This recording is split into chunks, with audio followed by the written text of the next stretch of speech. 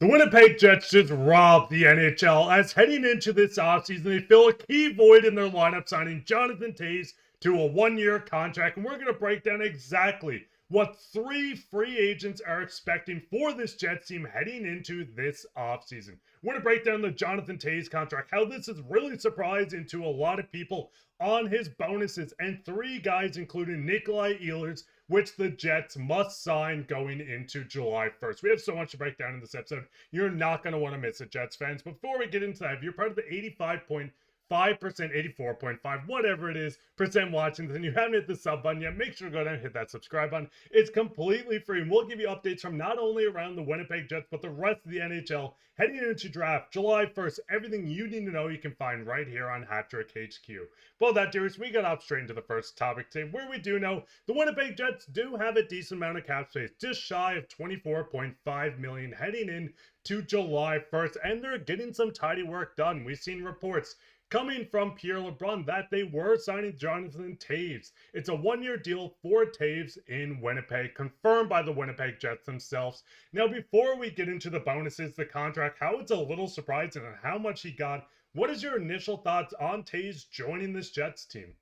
Yeah, well, like you said, this is a robbery. I mean, this is a guy who is considering a lot of different options around the league. And we heard that, the finalists were the Winnipeg Jets. Of course, he's from there. So that makes a lot of sense that he, ended up deciding there. And also one thing to note that this contract won't be official until July 1st. He can actually only officially sign and make it official on July 1st. But he is going to be signing with the Winnipeg Jets. There's a lot of other teams in the mix. And I think that this is a guy that, is feeling healthy. In his last season, when he was dealing with health issues, he still put up quite a few points on a really bad Chicago Blackhawks team. So I feel like he still has a lot of really good use. And listen, at this point, it is probably still considered an experiment heading into next year.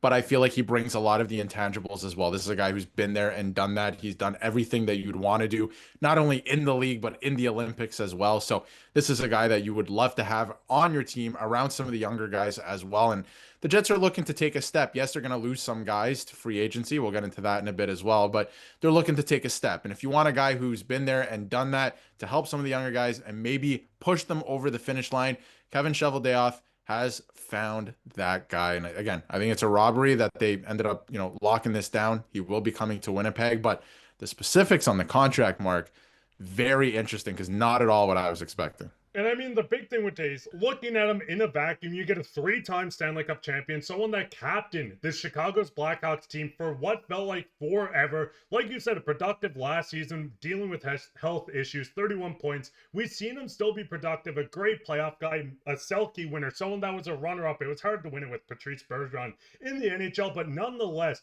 we know Toews can come in and fill that void on the third line center, and at the very worst, you get a fourth line center with the leadership, with the experience, but it does get confusing when you get into this contract. We know a $2 million deal on a one-year deal. This in a vacuum, you feel like it might be a tiny bit more, $1 million more than a lot of people, including us, were expecting, but when you get into the bonuses for this contract, that's where it gets a little tricky. You can see after 20 regular season games, he gets a $550,000 bonus. This works all the way down till he gets to 60 regular season games. If he plays in 50 games, he gets an extra $500K. If he plays in 50% of the first round, he gets another $250. The big thing with this, yes, bonuses isn't going to hurt the current cap space. You can go over a certain percentage with bonuses, but if you go and exceed the salary cap by a certain percentage, we'll put the full link of the breakdown below, but if you go over a certain percentage, these bonuses, if Toews gets up to $6+ million in bonuses,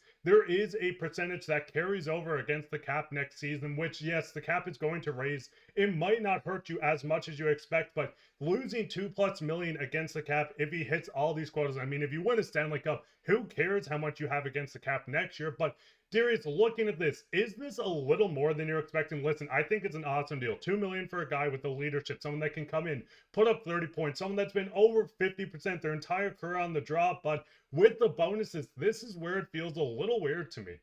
Yeah, and I was actually surprised that it wasn't a $1 million base salary. So it is $2 million that's going to count directly against the cap, which I thought was interesting. Listen, they have a lot of cap space and they have a lot of moving parts too. Again, we're going to get to that in a second, but they have a ton of cap space to work with. So I guess the 2 million isn't that bad. Again, it's a 1 year deal. And, you know, if he does go on LTIR or something happens, which I don't think is going to be the case, obviously you can bury that and use that to your advantage as well. But this is a guy that, yes, while still considered an experiment, you know, I think he's not going to play in all 82 games, but I do think he's going to play in a significant amount of games this season, and he's going to be a difference maker for this team. And obviously, they're expecting to make the playoffs again, make some noise heading into next season.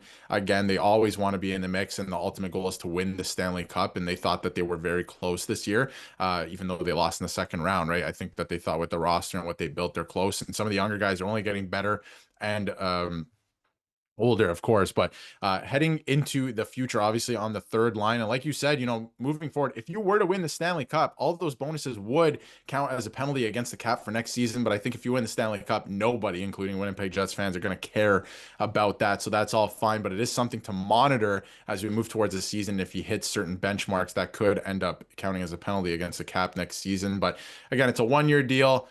Pretty low risk. Yes, it's 2 million, a little bit more than I thought it was going to be, but I feel like he's going to add a lot of things, not just on the ice, to this roster that the Jets need. So it is a great move in my eyes. He's from there. It should be a nice little reunion as well, and he brings that winning pedigree. So it's going to be a lot of fun to see, and he's going to slot in probably at third line center, like you brought up there a second ago. Probably in the third line center position. Is he going to play the whole season? I don't think so, but I think he's going to play a significant amount of games. And, you know, the lineup is going to be very interesting. They have a lot of work to do through July 1st. I would imagine Ehlers is not returning.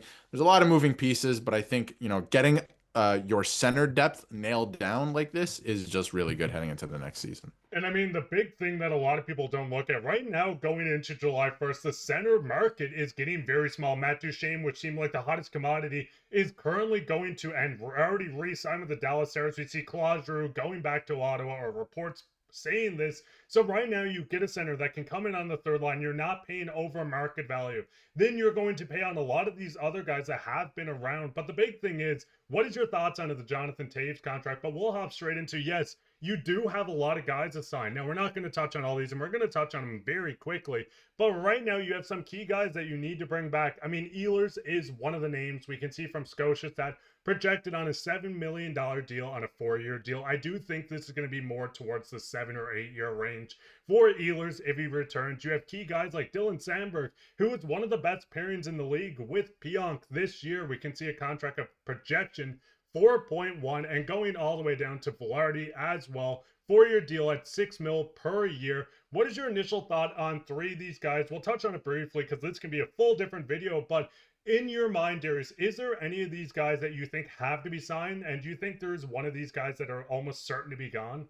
We've been talking about him all season long. He is the glue guy. He makes it work, and it's not just him, but he is a big part of it. Dylan Samberg, he has to be re-signed. I think it's probably going to be like $5 million, something like that. So yes, they have a ton of cap space, but it's going to go very quickly. $5 million here to Dylan Samberg. And then obviously Gabe Vilardi, he's going to get a payday. He had a career year. He's a great player. He's the type of guy that you can win with. I think that was a fantastic trade for the Winnipeg Jets. So, you know, he's another guy that you got to resign. When you're looking at Ehlers, though, it sounds like by all reports, he probably won't be returning. If he was going to return, they probably would have got a contract done already because Cheveldayoff was saying that he wanted to make him a Jet for life. They had a contract tabled essentially. So the fact that it isn't done yet tells me that he wants to hit the open market. He wants to see what's out there. And, you know, there's some other reports saying that he wouldn't mind a change of scenery as well. Now, you know, you can find a replacement for him. There's going to be a lot of really good options out there on the market. But to me, not saying that Nikolaj Ehlers is not a great player, but you have to re-sign Dylan Samberg, make sure that that is solidified. And Gabe Vilardi is going to be a big part of this team moving forward into the future as well. So you got to get both of those signed.